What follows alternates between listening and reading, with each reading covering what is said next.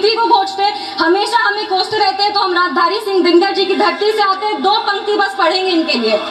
सच है विपत्ति जब आती है कायर को ही दहलाती है, सूरमा नहीं विचलित होते, क्षणिक नहीं धीरज खोते, विघ्नों को गले लगाते हैं, कांटों में राह बनाते हैं। इस चीज से एक चीज तो जरूर साबित होता है कि बजट घर का हो या देश का, अगर वो किसी महिला के हाथ में है तो परफॉर्मेंस और प्रॉस्पेरिटी दोनों का गारंटी है। इस सदन में मैम हम उन 2 वर्गों का प्रतिनिधित्व करते हैं जो इस देश का वर्तमान भी है और भविष्य भी, युवा और महिला। महोदया, लोकतंत्र एक जब देश में चुनाव होता है तो लोकतंत्र अपना एक जनादेश देती है और हमें बहुत गर्व के साथ ये हम बता रहे हैं कि रिफॉर्म, परफॉर्म और ट्रांसफॉर्म के लक्ष्य के साथ तीसरी बार जनता ने हमें अपना मतदान रूपी आशीर्वाद देके सरकार बनाने के लिए हमें अपना जनादेश दिया है। आज 11 जून 1964 का वो दिन याद आता है जब तब के प्रधानमंत्री लाल बहादुर शास्त्री जी ने अपने देश को पहला संबोधन दिया था, जिसमें उन्होंने कहा था कि there comes a time in the life of every nation when it stands at the crossroads of history and must choose which way to go। 140 crore देशवासियों ने इस चुनाव में हमें अपना निर्णय देकर एक स्टेबल सरकार को चुना है।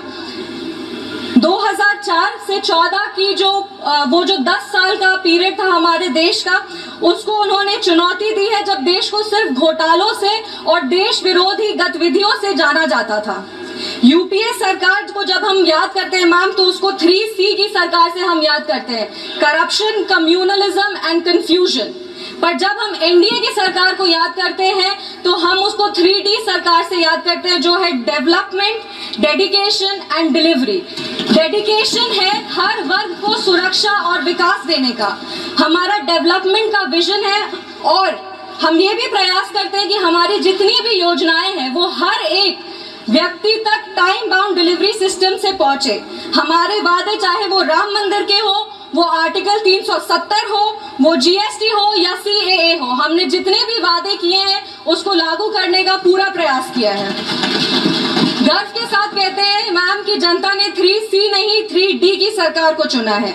इस सदन में अक्सर हमारे तब के प्रधानमंत्री स्वर्गीय राजीव गांधी जी की एक बात कही जाती है कि उन्होंने कहा था कि दिल्ली से अगर लाभार्थी को 100 रुपए भेजा जाता है तो लाभार्थी के पास सिर्फ 15 रुपए पहुंच पाता है, 85 रुपए भ्रष्टाचार में चला जाता है। आज गर्व के साथ कहते हैं कि अगर दिल्ली से 100 रुपए जाता है तो एनडीए की सरकार में लाभार्थी तक 100 रुपए पहुंचता है और अगर कोई भी नागरिक 1 रुपए टैक्स भरता है तो उसको योजनाओं से 10 रुपए का लाभ होता है।